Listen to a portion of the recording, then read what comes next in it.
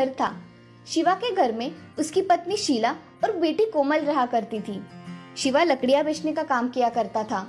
शीला शिवा को उसके काम में मदद कर दिया करती थी। एक दिन शीला शिवा के साथ लकड़ियां लाने के लिए जंगल में गई, तभी उसे जहरीले सांप ने काट लिया। सांप का विष इतना जहरीला था कि शीला की जंगल में ही मौत हो गई। ये देख शिवा। शीला, उठो ना शीला, तुम मुझे छोड़कर नहीं जा सकती। ऐसा कहकर शिवा बहुत रोने लगा। कोमल तो अपनी माँ को देख फूट फूट कर रोने लगी। जैसे तैसे शिवा कोमल को संभालने लगा, मगर कुछ ही दिनों में उन दोनों के खाने के लाले पड़ने लगे। इसीलिए शिवा ने दूसरी शादी कर ली। शिवा की दूसरी पत्नी सुधा दिखने में बहुत ही सुंदर थी। उसको एक बेटी थी जिसका नाम था गौरी। गौरी दिखने में खूबसूरत होने के कारण हमेशा कोमल को बदसूरत कह के कोसा करती थी। एक दिन सुधा घर में खाना बना रही थी, तभी कोमल को बहुत भूख लगती है। कोमल सुधा से, माँ मुझे बहुत भूख लगी है, कुछ खाने के लिए दो ना। ये सुबह की सब्जी रोटी है, यही खा लो। माँ मुझे सब्जी रोटी छोड़ के दूसरा कुछ खाने को दो ना। घर में सब्जी रोटी ही है, खाना है तो खाओ वरना भूखी रहो। ऐसा कहकर सुधा वहाँ से गौरी के लिए फल की प्लेट लेकर चली जाती है। ये देख कोमल की आंखों में आंसू आ जाते हैं।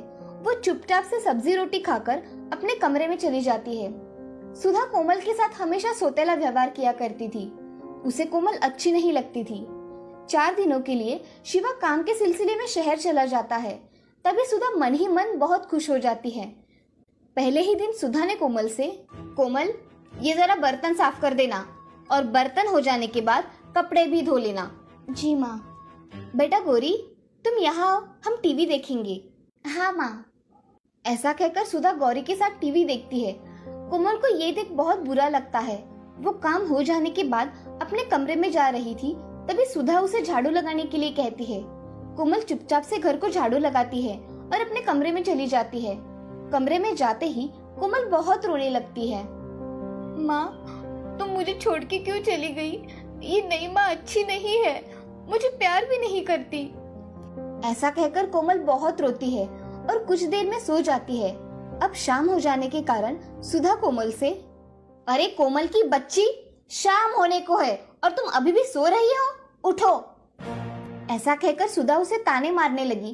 तभी कोमल की नींद खुल जाती है और कोमल उठकर सुधा से, माँ मेरी आंख लग गई थी। घर में कितने काम पड़े हैं, वो कौन करेगा, चलो। माँ मैं अभी आई। ऐसा कहकर कोमल उठकर काम करने चली जाती है। सुधा उसे बहुत सारे काम बताकर खुद आराम किया करती थी। अब एक दिन सुधा ने कोमल को जंगल में लकड़ियां लाने के लिए कहा। कोमल जंगल से लकड़ियां काट कर लाओ। माँ तो मुझे दूसरा कोई भी काम बताओ, मगर ये लकड़ी काटने का काम मत बताओ। तुम्हें आज लकड़ियां ही काट कर लानी पड़ेगी, नहीं लाई तो इस घर में वापस मत आना। माँ मुझे सच में लकड़ी काटना नहीं आता। तुम्हें लकड़ियां काटना नहीं आता तो इसमें मैं क्या करूँ? जाओ जल्दी जाकर लकड़ियां काट कर लाओ।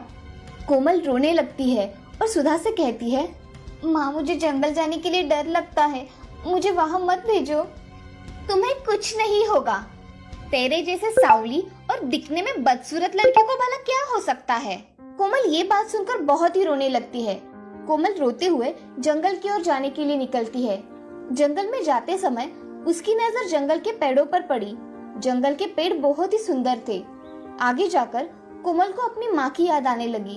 वो एक जगह बैठकर बहुत रोने लगी। हे भगवान, मेरी माँ अगर होती तो मुझे कितना प्यार करती। ऐसा मन ही मन सोचकर कोमल अब बहुत रोने लगी। रोने की आवाज सुनकर वहाँ जंगल की परी आ गई। परी कोमल से, क्या हुआ बेटी, तुम इतना क्यों रो रही हो? आप कौन हो? मैं इस जंगल की परी हूँ, तुम क्यों रो रही हो? हे परी रानी, मेरी सौतेली माँ मुझसे प्यार नहीं करती और मुझे हमेशा काम करने को कहती है, मैं क्या करूँ? तुम मेरे साथ आओ, मैं तुम्हें एक अद्भुत जगह दिखाती हूँ। ऐसा कहकर परी और कोमल कुछ देर चलने के बाद एक जगह पर पहुंच जाते हैं। वहाँ 3 झरने थे। पहले झरने का रंग था नीला, दूसरे झरने का रंग था पीला और तीसरे झरने का रंग था गुलाबी। कोमल झरनों को देखकर बहुत खुश हो जाती है। तभी कोमल परी से, परी रानी, ये झरने कितने सुंदर है, मुझे तो अपनी आंखों पर विश्वास ही नहीं हो रहा है। कि इतना सुंदर झरना हो सकता है। कोमल, ये झरने जादुई है। ये नीला झरना तुम्हें पैसा देगा, पीला झरना तुम्हें बहुत सारा सोना देगा और गुलाबी झरना तुम्हें बहुत सारी खूबसूरती और ज्ञान देगा। इस झरने में जिसने भी एक बार डुबकी लगाई उसे झरने की खासियत के हिसाब से सारी चीजें प्राप्त हो जाती है। अगर मैं इस नीले झरने में डुबकी लगाऊंगी तो मुझे पैसे मिलेंगे, दूसरे पीले झरने में डुबकी लगाऊंगी तो मुझे सोना मिलेगा और गुलाबी झरने में डुबकी लगाऊंगी तो मुझे ज्ञान के साथ साथ खूबसूरती भी मिलेगी। मुझे खूबसूरती के साथ साथ ज्ञान भी चाहिए, इसीलिए मैं तीसरे झरने में डुबकी लगाऊंगी। कोमल परी से कहती है, परी रानी, मुझे गुलाबी झरने में डुबकी लगानी है। ठीक है कोमल, तुम गुलाबी झरने में डुबकी लगाओ। कोमल अब गुलाबी झरने में एक डुबकी लगाती है। डुबकी लगाते ही कोमल दिखने में बहुत खूबसूरत हो जाती है और उसे ढेर सारा ज्ञान भी प्राप्त हो जाता है। कोमल घर जाने के लिए निकलती है।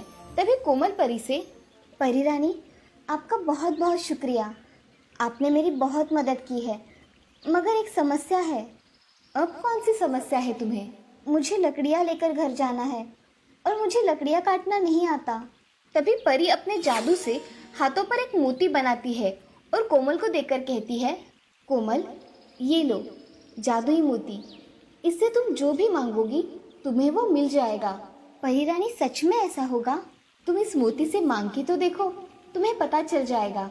ऐसा कहते ही कोमल उस मोती से लकड़ियाँ मांगती है और देखते ही देखते उसके सामने लकड़ियों का ढेर बन जाता है। ये सब देख कोमल बहुत खुश हो जाती है।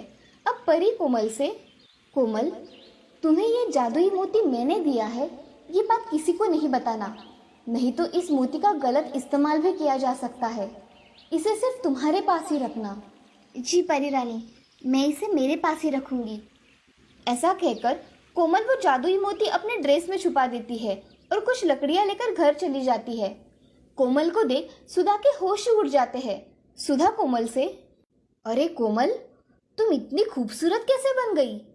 माँ, जंगल में 3 झरने हैं, एक पीला झरना सोने का, दूसरा नीला झरना पैसों का और तीसरा झरना ज्ञान और खूबसूरती का।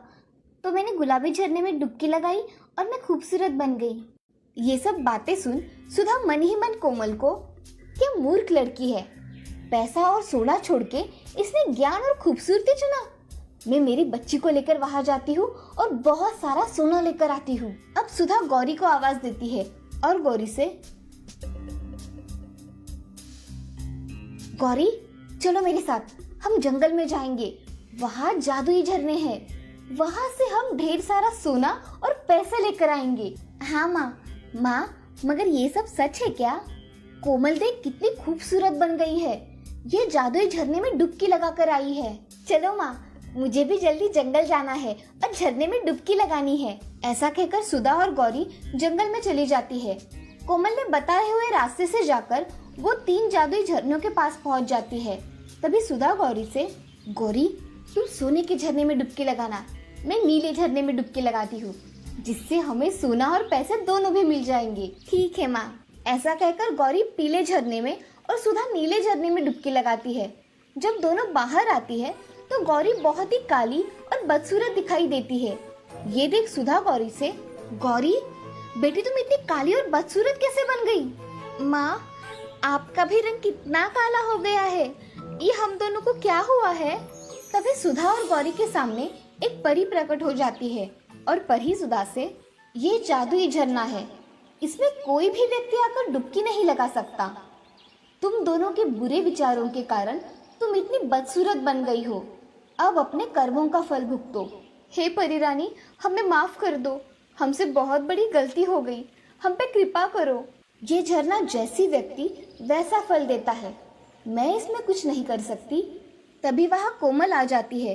कोमल परी रानी से, परी रानी, आप इन्हें माफ़ कर दो, इन दोनों को इनकी गलती का एहसास हुआ है, यही बहुत है, इन्हें पहले जैसा बना दो।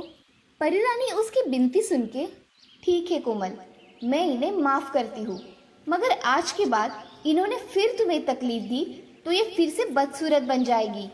ऐसा कभी नहीं होगा परी रानी। परी रानी सुधा और गौरी को पहले जैसे बना देती है। सुधा को अपने किए का पछतावा होकर वो कोमल से माफ़ी मांगती है। मुझे माफ कर दो कोमल, मुझसे बहुत बड़ी गलती हो गई। मैंने तुम्हें बहुत तकलीफ दी, मुझे माफ कर दो। नहीं माँ, तुम माफी मत मांगो। ऐसा कहकर कोमल और सुधा गले लग जाती है। अब तीनों एक साथ खुशी खुशी रहने लगती है और ये सब जादुई 3 झरनों की वजह से हो पाया था। इस कहानी से हमें ये सीख मिलती है कि जिंदगी में हमेशा अच्छा वर्तन करना चाहिए। अच्छा वर्तन हमेशा सही दिशा की ओर लेकर जाता है।